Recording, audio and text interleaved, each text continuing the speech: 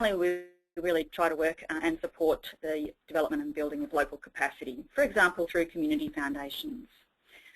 Now, since 2000, we've distributed over 51 million to communities across Australia, and we hope to provide a substantial capacity building support to many community organisations.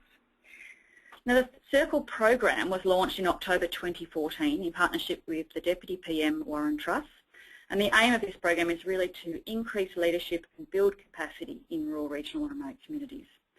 It's one of 20 programs that we run and has been funded by the Federal Government's Department of Infrastructure and Regional Development.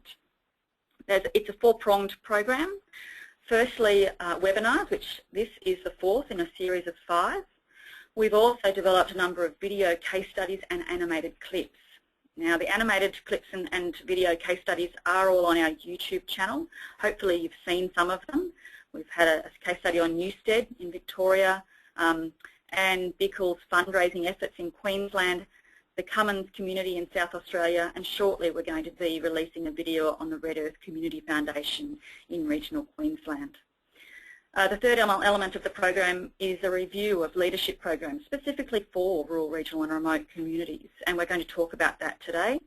And finally, we've also had a program of grants for community foundations and leadership programs, and we're in the midst of assessing those applications at the moment and hope to announce them in June.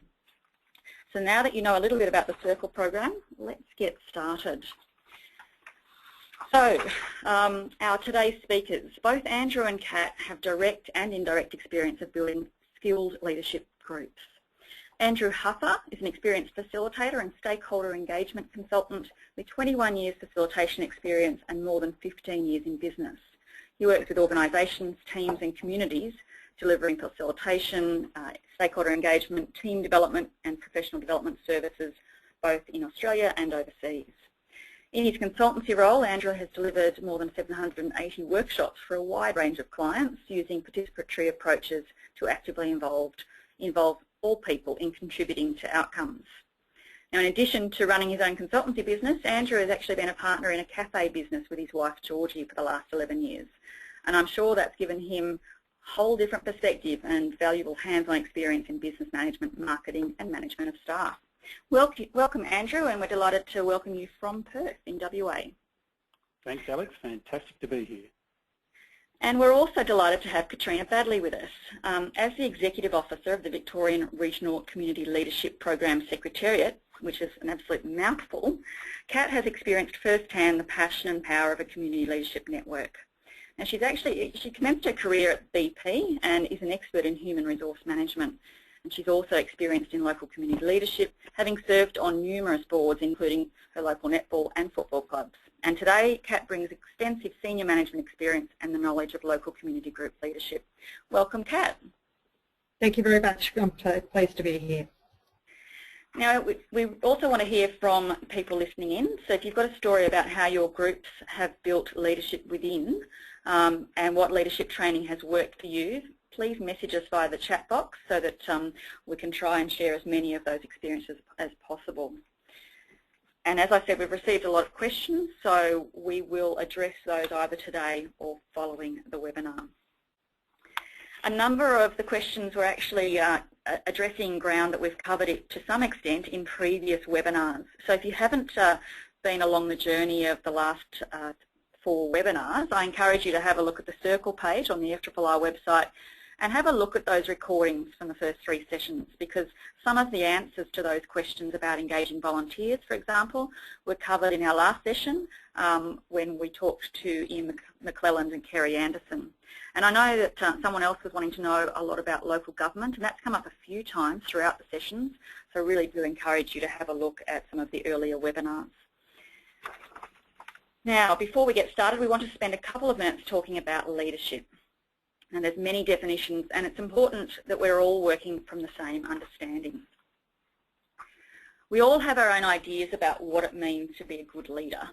For example, some people think leadership means guiding others to complete a particular task, and others believe it's about motivating the members of your team to be their best selves. While the definitions may vary, the general sentiments remain the same. Leaders are the people who know how to achieve goals and inspire others along the way.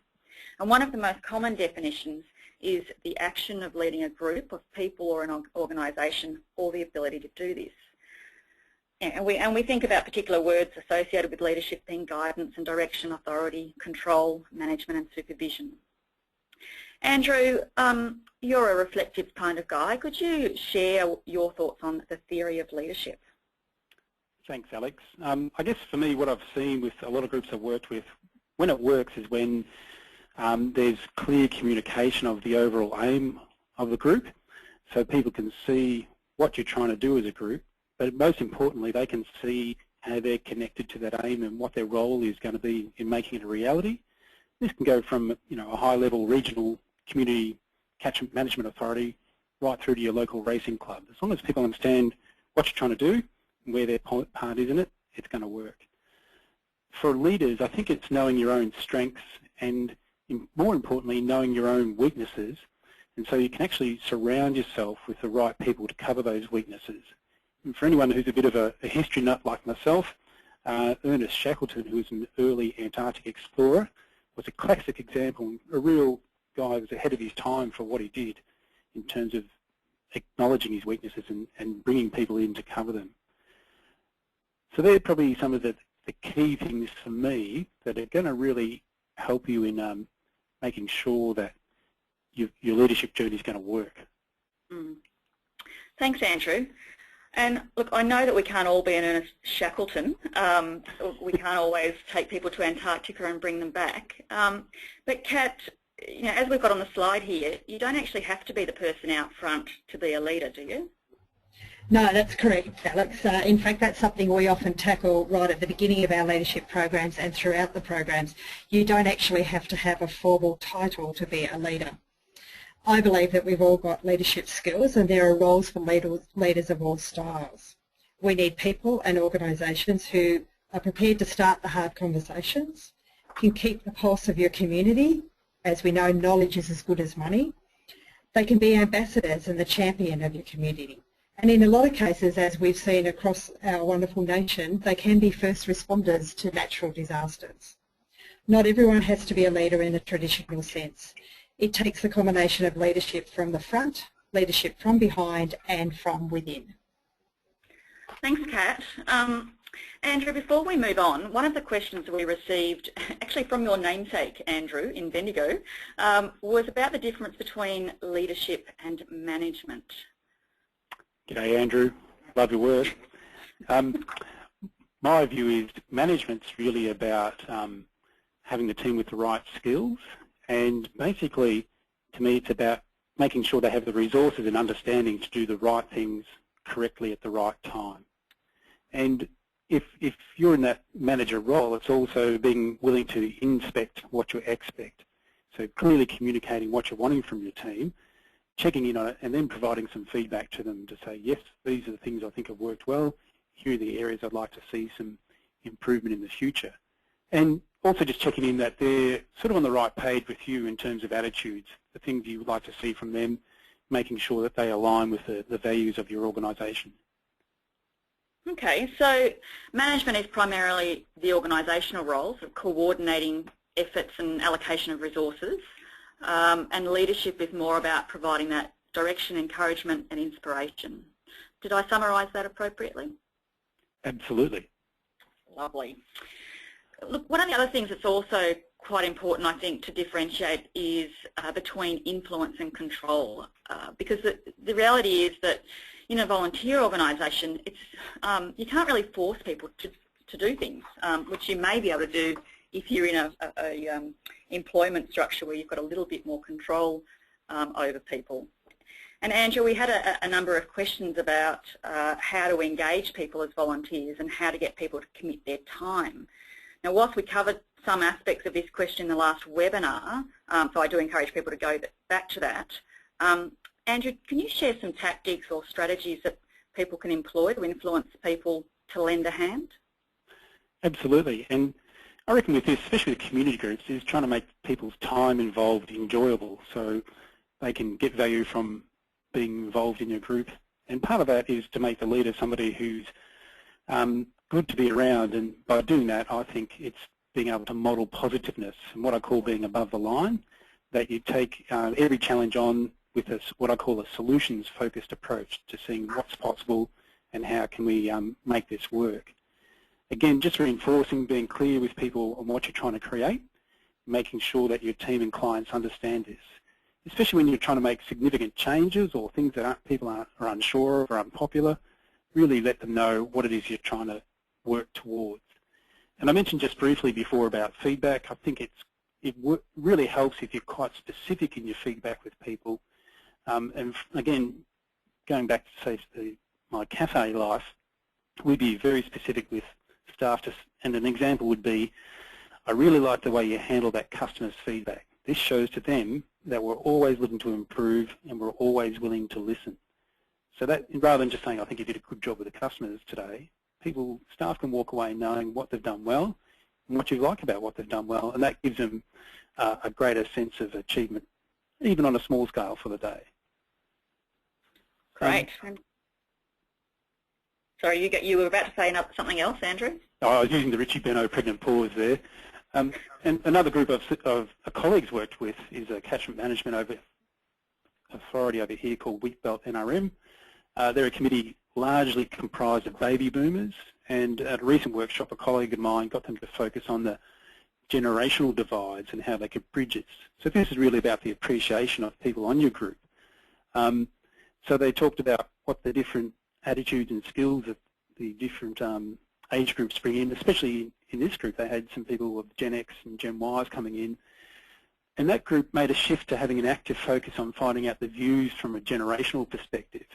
So that led to really stronger engagement in committee meetings where they, from a Gen Y perspective, what do you guys reckon?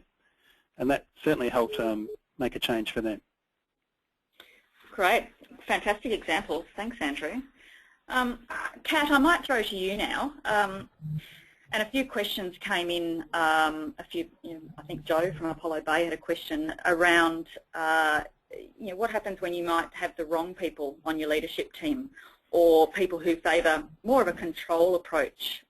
What can you do in that situation, and how are you able to move people on, especially if you're not the chair? Yeah, great question. So as Andrew mentioned earlier, the use of feedback is really important in these situations, and there are many different models out there. One such model is the AEIOU model, which I won't go through to today, but I believe it is a link at the end of the webinar that many of you could use. But you use the feedback model that works best for you. Also, I think another important part is to discuss the values. So not only the values of the organisation and the board or committee that you're working on, but understand the value set of that particular person is also helpful. You could also then go down the track of identifying tasks that may better suit them to continue to be involved in the organisation, but in a much stronger way of using their talents. And then, of course, we can't go away from succession planning, so it's very important as a leadership group that you identify who might be the successors within your boards and committees.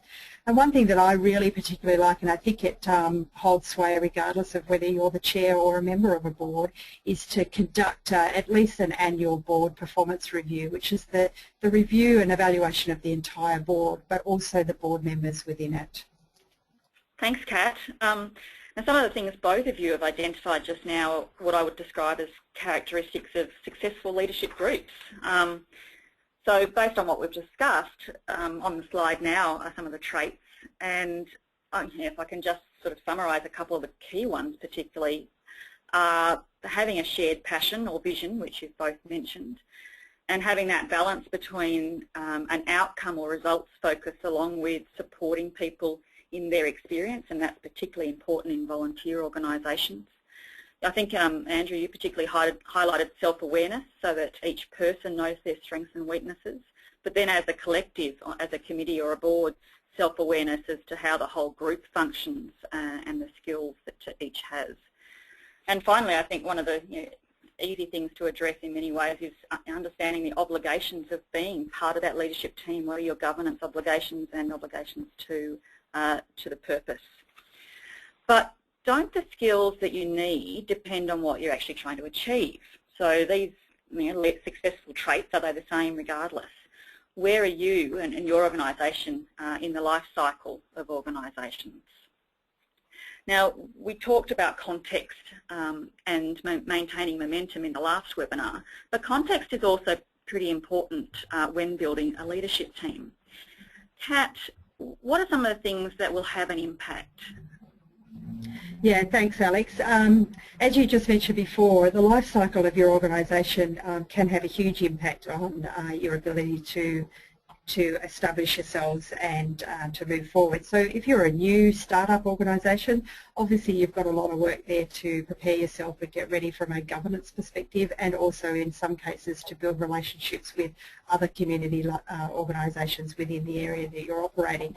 However, if you're an established organisation, you may have to look at ways in which you continue to make sure that you are relevant. You need to be clear on your goals, your aims and purposes, and ensure that you're always doing a checking in to make sure that they are relevant again, not only for now but in the future. I think an important one for me and my experience is the experience of your fellow directors. So you might have a skilled board or committee in the areas of what they do, but as we talked about earlier, succession plan's important. So if you get new committee members on, you need to be able to have a facility in place where you can support them through mentoring, through clear inductions.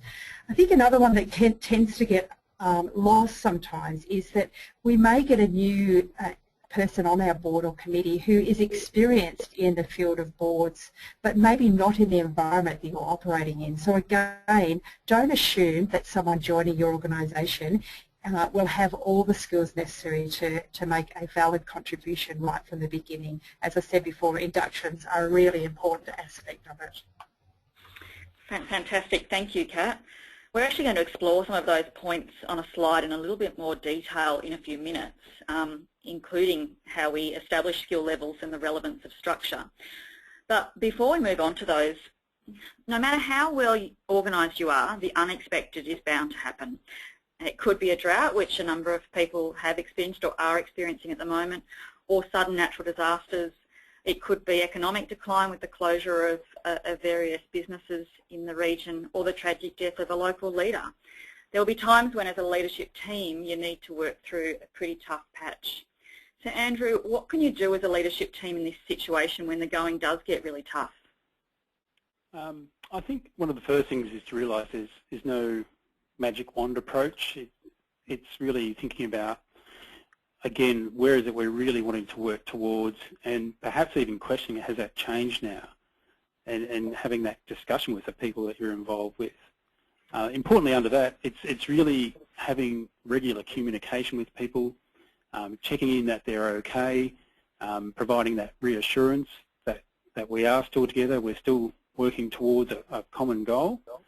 And I think providing perhaps some coaching and support, given that circumstances have changed, to help people move towards where you want to get to. As a leader, I think it's important that you share the load, and I recently saw this on a family camping holiday, or as I was told by my sister, it was glamping, the glamorous camping, when you take a coffee machine. And watching when we were packing and unpacking, just how people went about the task and how much we were allowed to do and how much we weren't allowed to do when it comes to the family caravan. So it was pretty entertaining to watch. But on a serious note, I think it is really important for leaders to be willing to let go and share the load, so they're not taking on everything. And I think it's also important that with the people you're working with, you're as transparent in what you're trying to do as possible. And I saw a fantastic example recently over here in the West from the city of Geraldton, where they went through a budget allocation process for the next, I think it was 3 years or something. And they basically opened that up to their ratepayers and went to them to ask, how should we allocate your resources for the coming 5 years? And importantly, ask them about what are going to be the trade-offs. It's not going to be, you're not going to get everything you want. If there's something you're willing to give up, what is it going to be? So that really helped people be part of a decision-making process, which I think in tough times is important, to give people that sense of control and influence over what you're trying to achieve. Fantastic. Thanks, Andrew. Some really useful tips, and a really innovative approach that Geraldton City Council has adopted. Keen now to talk a bit more practical tools and tips, because we have covered a fair bit of theory to date, and I'd like to really share a few examples of things that successful groups have done to build their leadership team, and some of the tools and tactics you may be able to employ yourself in your own group.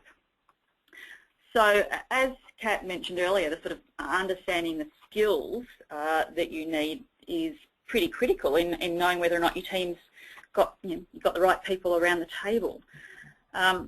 So once you've identified the skills you need, how do you find the people with those skills? First, who is on or already part of your leadership team, and what skills do you need as a group, and how do you know what skills you're missing from your organisation and leadership team? Kat, you sort of brought this up earlier. What suggestions have you got as to how we can actually go about this? Yeah, thanks, Alex. As you can see from the slide, one of the tools you could use is to develop a skills register, and this is just an example of one we're displaying here.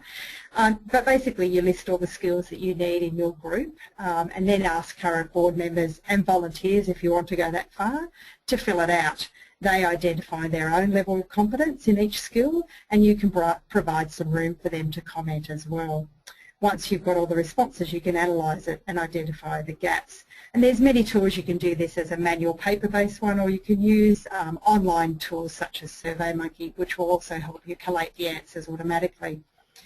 A good example of that is one of our programs, Alpine Valleys, up in Wangaratta, use this sort of register to actually recruit skills gaps they had on their board. So first of all, they identified what skills they believed they needed to have on the board, and then they assessed their current board members' skills and current competencies, and then they recruited for the gaps. But it's one thing to actually recruit on gaps, but another thing that's really critical to this is to ensure that you recruit for cultural fit as well. So that alleviates some of the potential conflict you might have in moving forward. Don't forget to think laterally, especially if you extend the survey to volunteers. If you recall earlier, we actually talked about everyone being good at something. So don't forget that having someone who loves to mow the lawns or bake cakes or do the dishes can be every bit as important as having someone who is great at writing grant applications. So make sure you capture the full range of skills that you need to be successful, and above all, don't be afraid to give them feedback, as we've talked about before. Fantastic. Thanks, Kat. That's a great outline of how to identify those skills. And a few questions that we've had coming in have been about whether or not you treat these things differently if they're a volunteer or paid organisation, board, committee, etc. And here at FRRR we don't believe that there is any difference in whether it's volunteer or otherwise. Sometimes it's actually more important that you have these systems in place in a volunteer organisation, because it does allow you to acknowledge what people are doing, what they can contribute, gives you reason to say thanks, and to make sure that the workload is evenly spread between different volunteers. Now, there are some things that you can do in terms of structure and process that's also going to help create a strong and sustainable leadership group. And one way is to ensure that you aren't putting too much work on the shoulders of one or two people. And so many community organisations that FRRR interacts with talk about the challenges of succession planning and getting other people to volunteer their time. And as we discussed in the last webinar, it's important to really share that load. So you do need to broaden your base. Kat, what are some of the ways that you can broaden your talent pool and thereby strengthen your leadership team? Yeah, so one of the things you can look at is expand your team. So don't always think just with those who are directly involved with you. So you can set up advisory groups or subcommittees, and as we've talked about already, use your volunteers or call for more volunteers. Of course, one of the successes of any organisation is to be very clear and have an optimal organisational structure. And in some cases, it might pay to have an auspicing organisation who can provide you with that governance and that structure that you might need, especially if you're starting out. I think another one that's really critical to make sure that you're setting yourselves up for success is to develop clear role descriptions. Again, that also helps you when it comes to providing feedback and to assessing the strengths of your organisation. You can also create smaller portfolios, and you can provide multiple roles per person. And let's not all forget, as we're using today, we can harness technology, and I think sometimes we're a little bit frightened of that, and I know in some parts we probably have access problems, but there are ways in which we can start to use technology to our advantage. Great, thanks Kat. Andrew, I think you've got an interesting story from a football club about how they sort of restructured in order to help the volunteer load. Absolutely. I was involved with a footy club in Echuca in a previous life, Echuca United, and I was there the year they formed, and it formed from two extremely rival groups, Echuca East and Echuca South, and obviously took a lot of negotiation to get them together. But the thing I saw work, or help make that consolidation work for those guys, was that they brought in a lot of new people to the club that didn't have an affiliation with either the previous clubs. So there's probably about 8 or 10 of us, I guess, that came from outside of the area or new to the area or come from different clubs. And the thing we all had in common with the guys from the previous clubs is we wanted to see success on and off the field, and we're willing to do or undertake our roles to make sure that happened. Mine was just as a sports trainer, and there's other guys as players, other guys as administrators, that bringing people in from different backgrounds who had a common focus on what the success was with no previous baggage worked a treat. So I think to me that's part of that letting go process, acknowledging your history but being willing to look forward to what the future is going to be really about. Great, okay. Before we leave this topic of structure, we've actually had a question from Janet in Carrington in South Australia. And Andrew, it can be a challenge to fill all of the vacant roles in community groups, particularly in really small communities. And it is often the elephant in the room, but we struggle to let go. And I know you mentioned this earlier about letting go of control to potentially feed control and merge groups, as you've just highlighted. Did you have any other examples of ways that we can pull groups together and decrease the demand on people's time?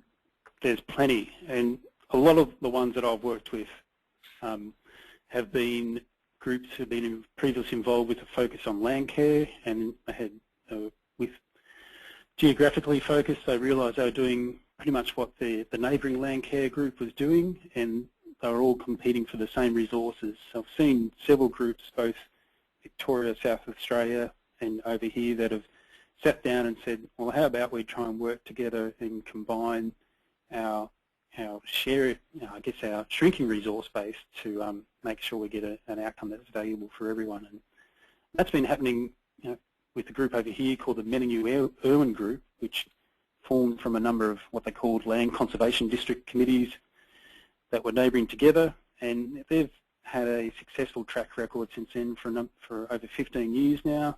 They've got 300 members.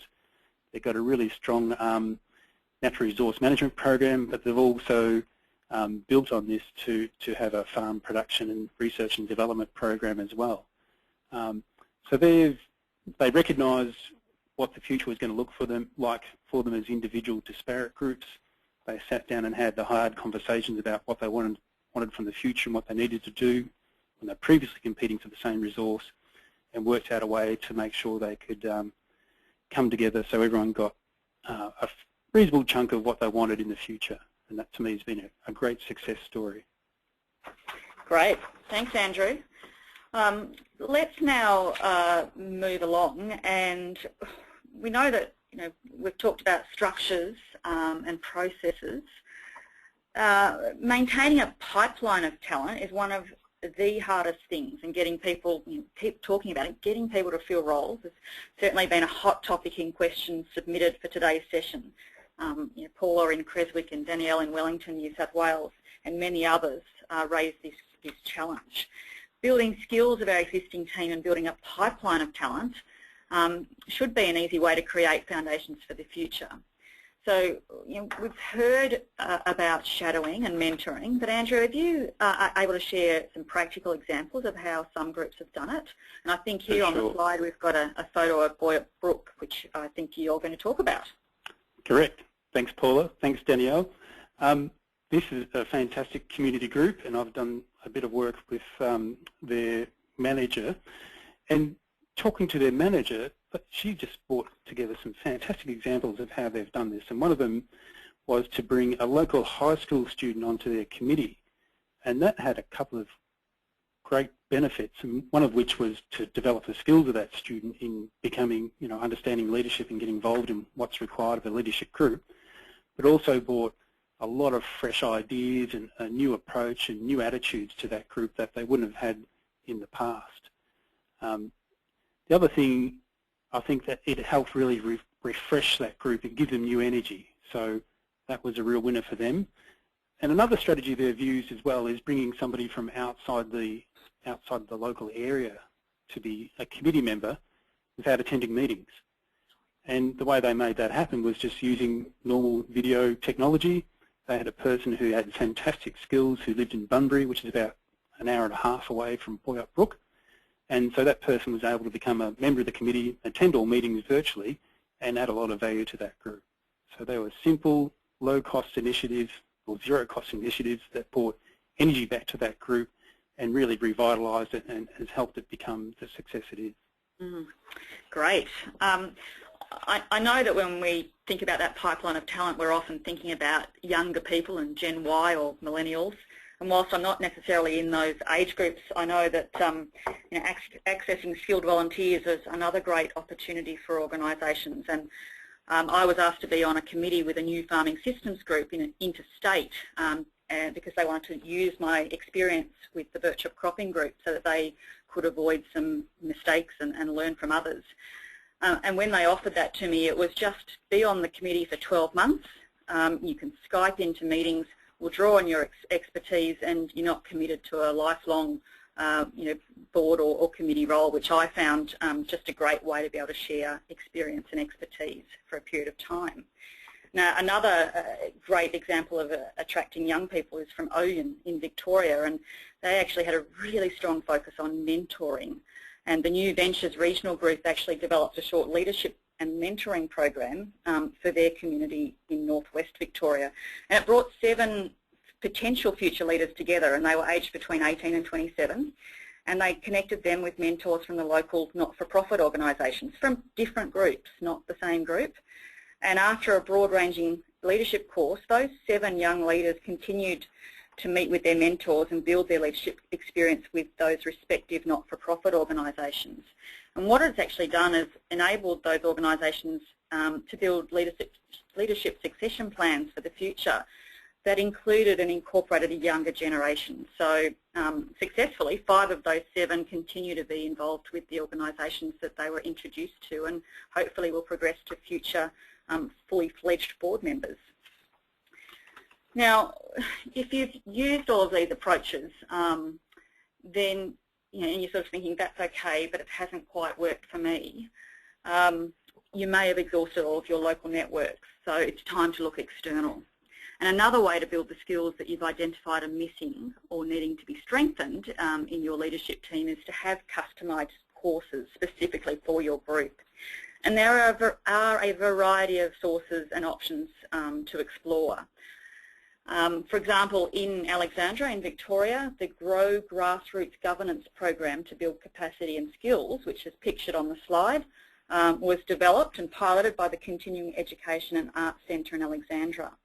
And they had 16 3-hour governance courses that they ran, plus they developed specialist sessions for successful secretaries and purposeful presidents, and really supported community organisations across their community and neighbouring towns to participate.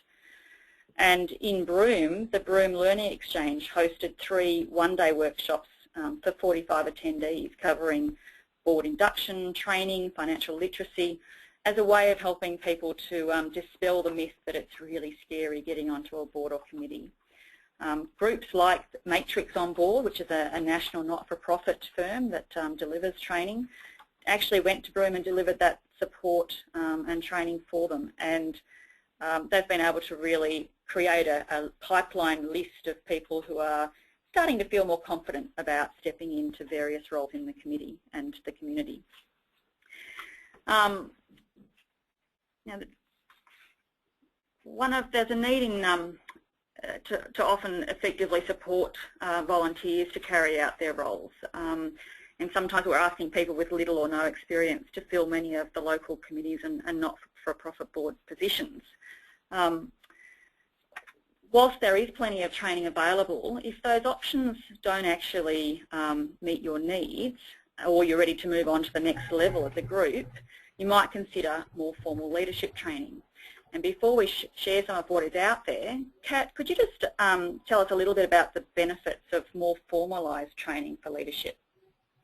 Yeah, thanks, Alex. So in the true sense of the word, one of the things that I think is a huge benefit is an opportunity for shared learning. So you get to be in a room with people that you perhaps haven't met with before, or in fact you might have, but you can share your own learning and you can build on your experience there. Some people, of course, like to have formal accreditation, so they like to be able to have a certificate at the end that says that they are deemed proficient in these particular skills.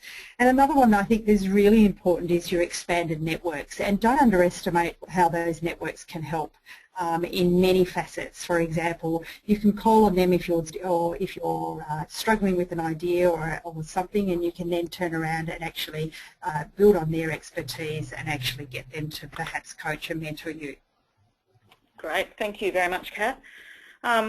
We're now going to sort of move along a bit further, and I just wanted to introduce a survey that FRRR has undertaken, and we had Andrew Huffer undertake some work for us because we were really keen to understand what was available in terms of leadership training and development for rural, regional and remote communities. We know that when you search online for leadership training, there's an absolute plethora of courses out there, but they're either in capital cities or they're not necessarily modified to suit our more remote rural and regional locations and population densities. So we commissioned Andrew Huffer to talk to past participants of leadership programs, potential participants and a range of providers, and to do research about what programs are out there. Whilst we're still finalising the report, there's a number of things that we're really keen to share with you, and we're not going to sort of go through and list all of the programs and providers that we found, because we will be releasing that separately, and you can sit down at your leisure and read it. But Andrew, could you now take us through some of the findings of our work exploring leadership training opportunities for rural, regional and remote communities? Sure, would love to. Thanks, Alex. As Alex mentioned, the project reviewed leadership development programs across the rural, regional, remote sectors of Australia, and we found that pretty much 17 programs that were delivered at state, national and regional level, with a further 18 programs that acted as short-term or introductory programs identified. Some of the interesting things we found that most training was available in Victoria and New South Wales, but only limited options in other states. And part of the reason for that was that we had CAT's organisation, the Victorian Rural Community Leadership Program, had a really strong coordinating role in bringing a lot of regional programs together, and that was super duper effective, to use a technical term, in delivering community leadership programs across the state. Some of the things we found when we went a bit deeper with the programs was we looked at things like the availability and delivery modes. So from that, the sort of things we found that programs are still predominantly delivered face-to-face, and Kat's just mentioned the value of that in terms of getting that vital interaction and enabling strong relationships to be formed between participants. We also saw a shift towards online delivery, and probably one of the things that we picked up as being really important was the value of project-based work. in that participants and both programs got real value out of people coming on board with something clear in mind to try and achieve through their participation in the leadership program. And I'll come to that in a bit more detail in a moment. One of the major barriers we saw there for participants, but also program providers, was the actual time and cost to both participate in a program but also to deliver a program. So I'll just go into a bit more detail about that now in terms of for participants, the costs range from about $6,500 to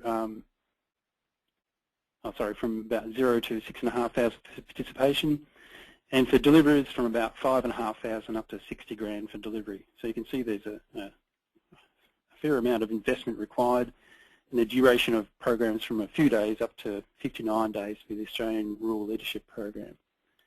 So as you can see on the screen there, we also identified some disconnects in what future participants were looking for from programs and what was actually on offer in the marketplace.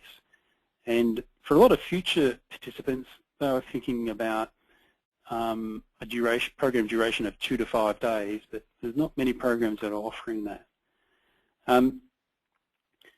I see as one of the ways to overcome that, and certainly this is a demand for people out in the marketplace, is that future participants were looking for online delivery to overcome the time and financial costs associated with travel, and what I call the opportunity costs, the time for being away from both their businesses as well as their family.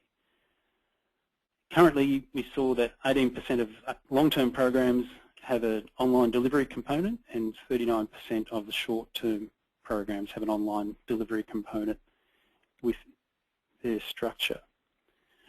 So it's probably worth thinking now a little, or having a chat a bit now about things we need to consider in the future in terms of participants and providers. So for participants, some of the things that are worth thinking about are that to be really clear on what you're looking for when you go trying to select training. And I mentioned earlier, it's important to be clear on what you're actually wanting to apply from being involved in a leadership program. And groups like the Gippsland Community Leadership Program and Leaders for Geelong are really strong on making sure participants have a clear project that they're going to deliver as a result of their participation.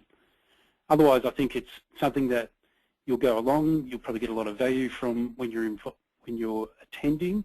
You'll get come away feeling very positive, but I think the risk with that is what you've learned will drop away really quick. But with a project involved, it's something that's going to stay with you and continue to provide value both to you and to the people around you. I think you've got to have a reality view too, that it takes time to develop leadership skills. It's not just attending a one-off course and being cured. And so to me, it's really being quite clear on your current situation. Do you have the time just to dip your toe in the stream, or are you ready to dive right into something fairly serious? And if that's either way, to me, you need to have the support of both your family and partners and work colleagues around you because there's going to be some trade-offs. There's going to be some things that are going to drop off while you're involved in that program that someone else may actually have to pick up. And to help with getting ongoing value from your involvement, I'd strongly recommend getting involved in any alumni programs that are available to you as a participant to help keep support and making sure that you're getting ongoing value. The other things we saw that for providers of leadership programs, that we viewed that participants often underestimated the full-time requirements in terms of not just attendance, but travel to programs, doing projects, going out to site visits, doing follow-up, all that sort of stuff. A lot of people really didn't understand what was going to be needed. So for providers, that probably needs to be more clearly communicated.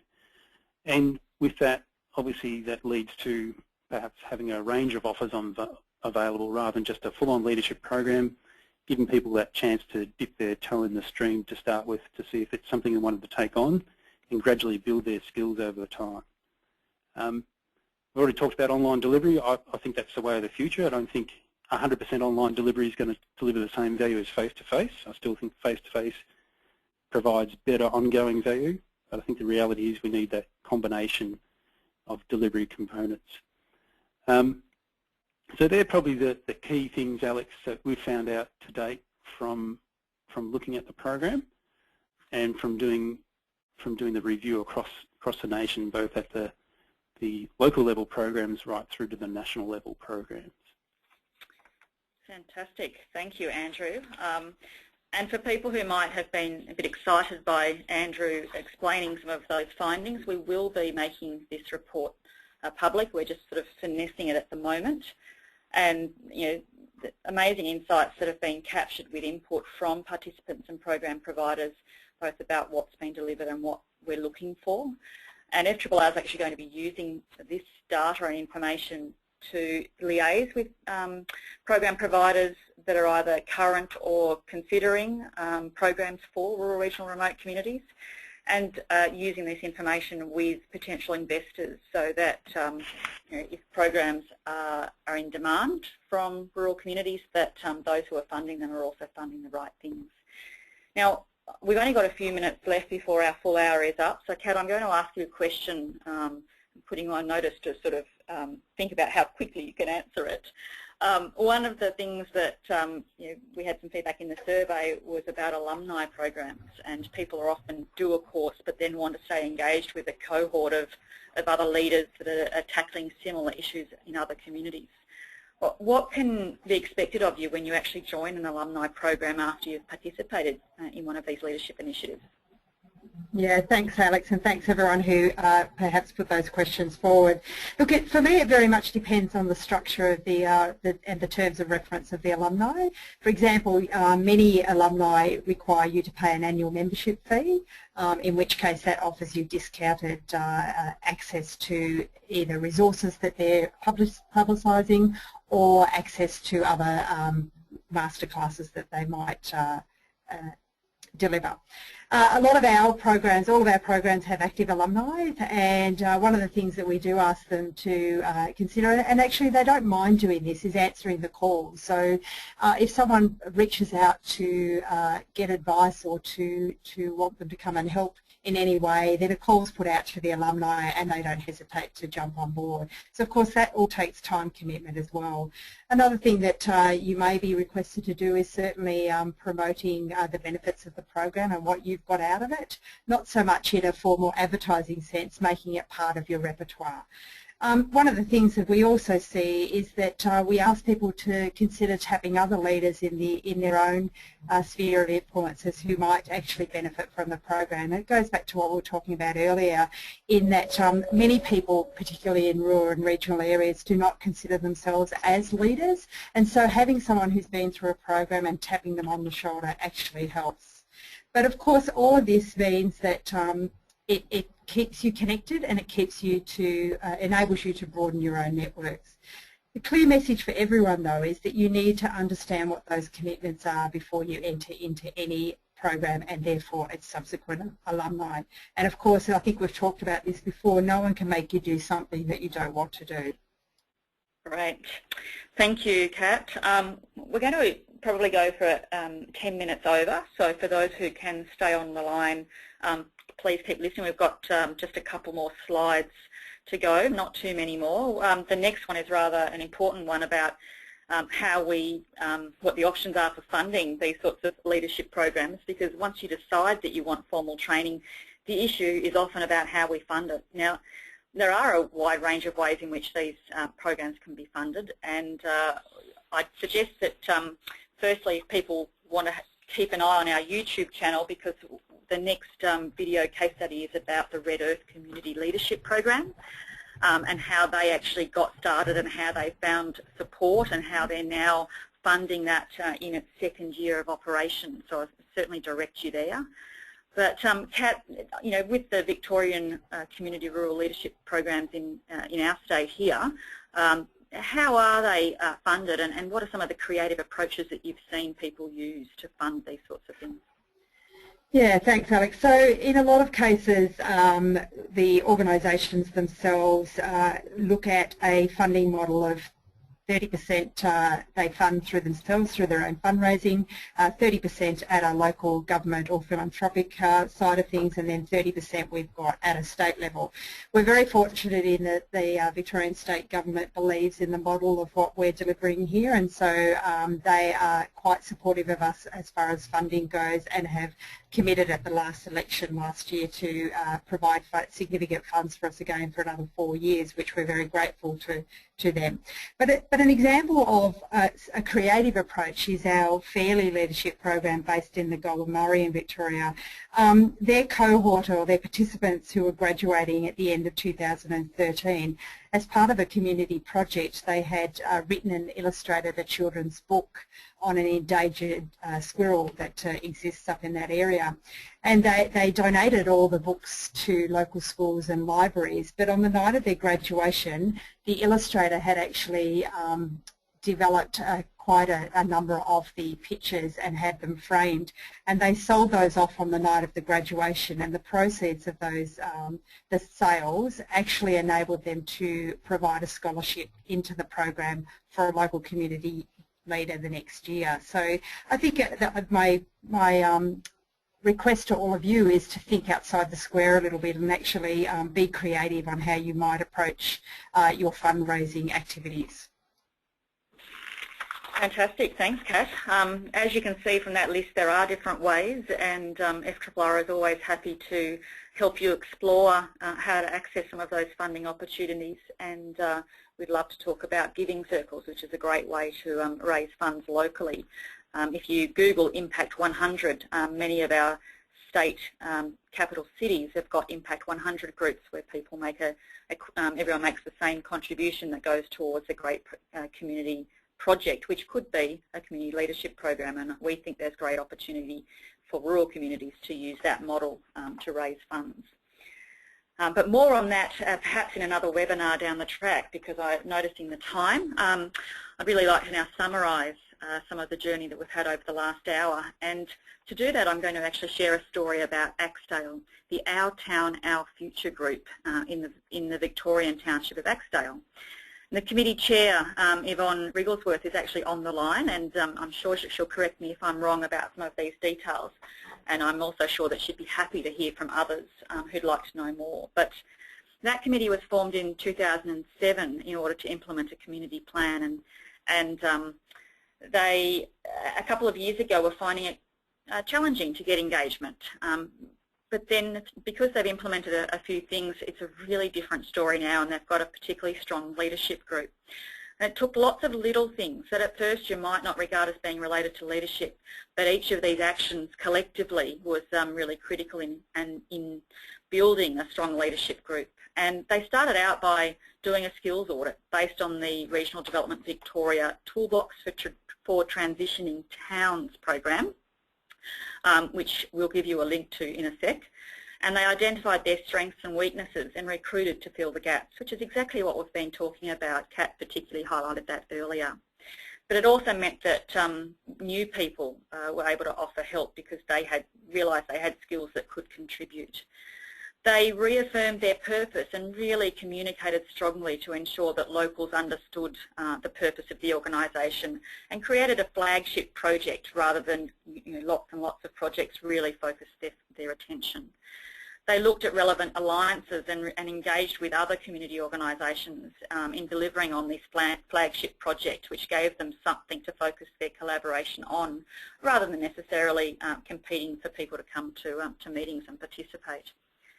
They consulted across their community via a community senate about the future priorities, a bit like the City of Geraldton did in terms of consulting with its constituents about the future budget, which Andrew told us about earlier in the webinar. They embraced social media, which has helped to embrace and connect with different demographics and age groups, as well as sending out regular newsletters. So they really were communicating about their ideas. And critically, they ensured that it was fun and really tried to keep a positive vibe and celebrated each and every small win along the way. And I think importantly, they've made sure that pretty regularly their committee members do formal training, and they're really proud of the fact that there's 2 graduates from the Loddon Murray Community Leadership Program course And there's other very good, free and credible training options around. But they also subsidise their committee members to participate in programs wherever possible. So I think Axdale, being a small community but has turned a key organisation around, highlights that focus and persistence and collectively doing little things that contribute to a whole change in culture and performance has been a great thing for them. Now we're pretty much at the end of our time. We were going to try and do questions, but what we'll do instead is post responses to the questions that you've been asking us throughout the webinar and in advance of the webinar online by Monday. And we're just going to flick through and show you three of the slides actually, where we've provided a number of hot links to resources. So we've got a page on helpful general resources. We have a page on resources for people, structure and processes, and we also have a slide of links for resources on funding. Now to conclude, our next webinar is on the 25th of June. It is particularly focused on community foundations in rural, regional and remote Australia. Community foundation is a particular type of philanthropic organisation. But some communities might consider becoming a community foundation as a way of growing grassroots philanthropy to fund local initiatives and projects. So if you are interested in exploring a community foundation structure, or you are part of a community foundation, then this next webinar with Alice McDougall is certainly for you. Finally, thank you very much to our two fabulous presenters, Andrew Huffer and Katrina Baddeley. We certainly could not have been able to talk leadership for rural, regional, remote communities without you. And thank you for donating your time, treasure and talent today to help us all be a little bit more informed for this topic.